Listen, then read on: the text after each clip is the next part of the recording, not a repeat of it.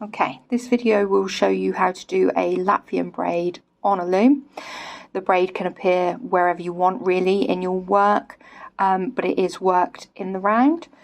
To show the braid, I have made this teeny tiny little loop out of flexi bits just for the purposes of this. You need to know where your start and finish point is for the braid. For this I like electrical tape because it comes in lots of different colours. You can make it stand out, and when you peel it back off again it won't leave any stickiness on your loom. So I've cast on and done a row, and I will be working in blue and purple for this. Okay, so this is row 1. Latvian braid is worked over 4 rows. Row 1 and 4 are exactly the same. So this is nice and easy, and I'm going to be doing sort of more or less a U stitch. You can see that there. So I'm just holding the yarn across the peg, and then I'm going to come in and I'm just going to knit that off. Okay, that's your first stitch. We're using 2 colours to make a braid. My second colour is purple, so I'm now going to come in on peg 2 and knit that off as a purple. So we go in, holding the yarn around the back, and we just knit, and that's it for row 1. You just keep doing that. I will call my pegs blue and purple throughout the video, but you guys obviously use whatever colours you like. You could use 2 colours the same if you really fancied, but the braid stands out better, I think, if you do it in 2 contrasting colours. It's probably, this first row is probably the simplest form of sort of stranded knitting, where you're working with 2 different colours. And I'll just show you the little bit of the inside that I've just completed, and all my working yarns there. But where we've done these few stitches, just hold that out of the way. That's my cast on tails, so ignore those as well. But where we've just come from, so this stitch here, if I pull the purple out of the way, hopefully you can see that that stitch is blue. And this in front of it, this purple thread, is our unused thread. And then on the following stitch, the opposite will have happened. This carried across the back is our blue, but the stitch itself is purple. And same again. So these bits here that are just hanging around the back are called floats, and that's just where you carry your unused colour. So my last peg was purple, so this peg will be blue. And as I said, just keep going. This is your foundation row that sets up all of your braid.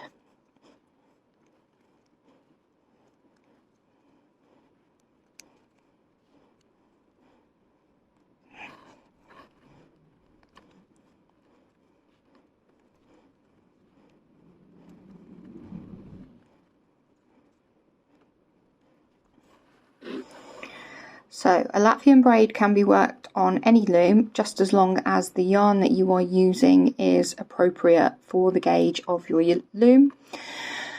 And now we are back to the start. That was row 1. We've just gone around the whole loom, alternating colours.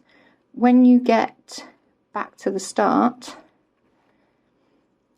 back to peg 1, you'll see here that because my loom has an even number of pegs, I've maintained the pattern. Yeah, so I've ended on this purple here. My first peg was a blue one. If your loom has an odd number of pegs, you'll end up with 2 together, 2 of the same colour. It doesn't hurt the braid, doesn't matter. It will just be this visual thing where you get 2 of the same colour together, is what it is. So now, and this rule will hold true for the remainder of the braid, you knit the colour of the peg every time. So I will only knit pearls on this, I will only knit blue pearls on this blue peg. I will only knit purples on this purple peg. So it's easy to remember. Also, the principle of the braid is how I just showed you a little while ago. Our little floats hanging around in the back here. When you do stranded colour work, this is where your unused yarn passes behind the peg. When you're doing a Latvian braid, it's the opposite. So you want to bring your working yarns through that gap and in front of peg 1. Okay? You want them that way up. So I'm on a blue peg, and I want the opposite colour to be at the top. And the reason for this is that the Latvian braid is twists the yarns together. So what we do is on this blue peg, I'm going to take the blue yarn and I'm going to go over the top of the purple. Yeah, over the top of it.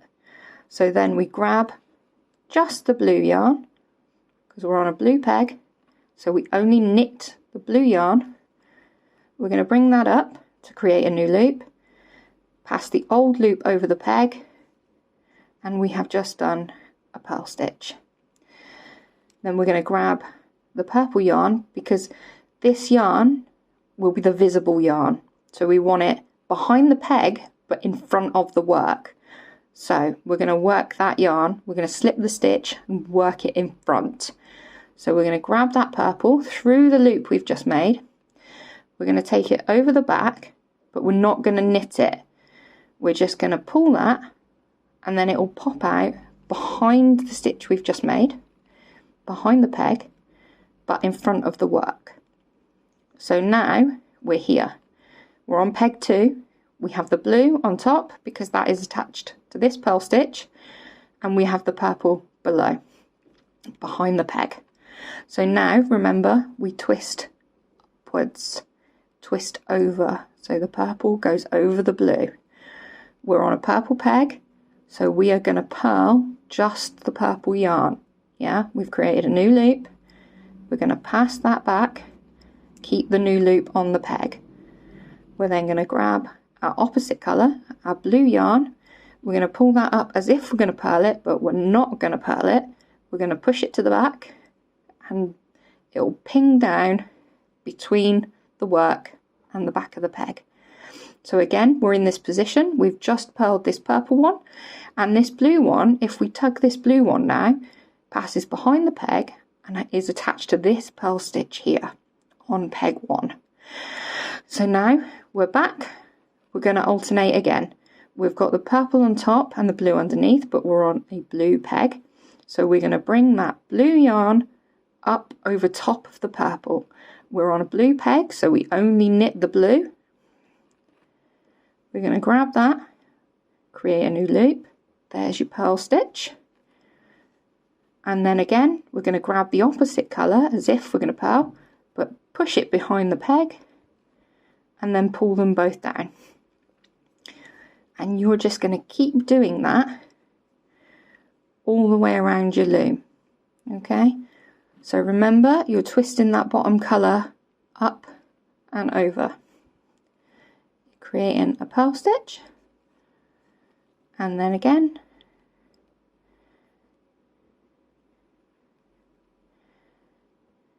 behind, pull, tighten them both up, because you want a nice, although the braid itself will be quite stretchy because your pegs hold the tension of the yarn, these stitches are held a fixed distance away from each other, so your braid will maintain some give. If you don't snug these up, you're going to end up with loose loops. So just keep going all the way around.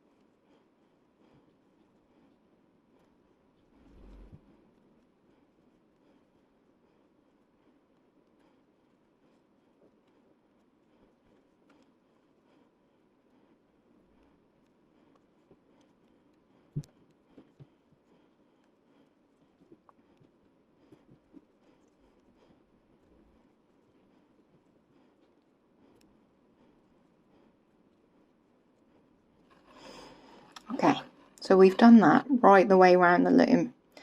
So first thing is, while you're doing that, obviously you're twisting your yarns together. So your yarn will have done this. Don't try and untwist that, just let it do its thing, because this will actually help you in a minute.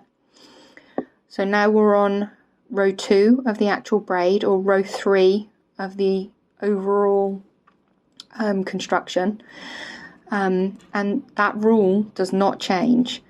This is a blue peg, so I will only be purling the blue yarn on this peg. So all the way through, when you were doing that last row, you were twisting your yarns that way. You were going upwards. For the second row, we don't want to do that. We want to go the opposite way. So rather than bringing the blue in front over top of the purple, we're going to bring the purple down out the way of the blue. And the reason that your yarn will help you is because it will want to go that way. You've twisted it the other way and now you're untwisting it. So this is exactly the same as to what you've just done. I'm on a blue peg. I'm going to purl the blue yarn. I'm going to grab my purple. I'm going to, as if I'm going to purl it, just push it behind the peg, yank it down. Now, as I said, we were going that way. We're not doing that anymore. This row, we need to go the opposite way. So blue down, grab the matching colour. So on this peg, purple, create a loop, old loop off, new loop on. We've purled that peg. We're going to grab our opposite colour, the blue, bring it up, pull it over top of the peg, yeah, and then we're going to grab this, pull it down, and now it's between the peg and the work, yeah, it's attached here. The purple we want to be above because it's attached to this purl stitch that we've just done. So again, we're on row 2 of the braid, so we're going to go that way, yeah, purple down, the opposite way to what we've been doing. Now again, that's it, that's the row. All you've got to remember is that your twist is in the opposite direction. Otherwise, it's exactly the same. So we'll leave you to work this row, but again, you're not twisting upwards as you were, you're twisting downwards. You're bringing this purple up behind the blue, yeah, not downwards, up behind. And then purple to purple, that's the stitch we're working. And then this guy, we're just going to grab him, bring him up, give him a little tug so he falls down the back. So keep doing this, twist downwards, right the way around the loom.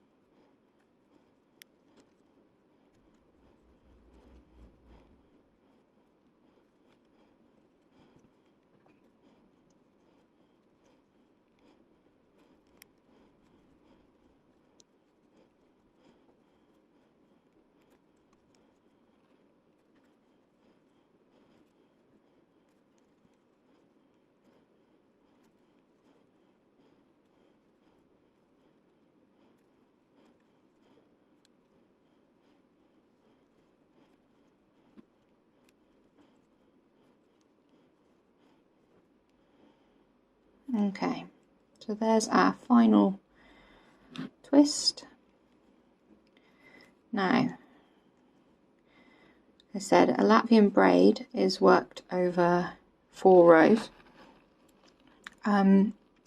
but but that is the construction of the braid, those 2 rows that we've just done. But this final row is exactly the same as row 1.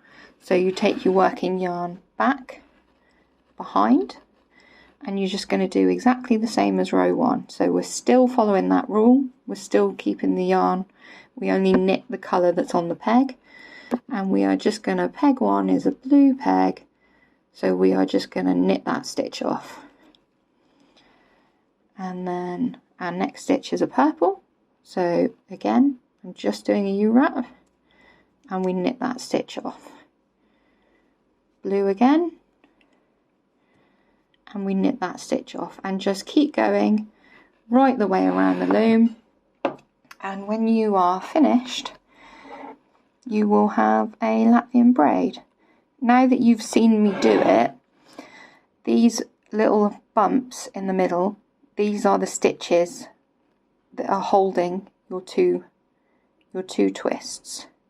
If you see along here, one twists in one direction and then the other one twists in the opposite direction, and behind the braid, in behind, is your purl stitches. Okay, hope that helps.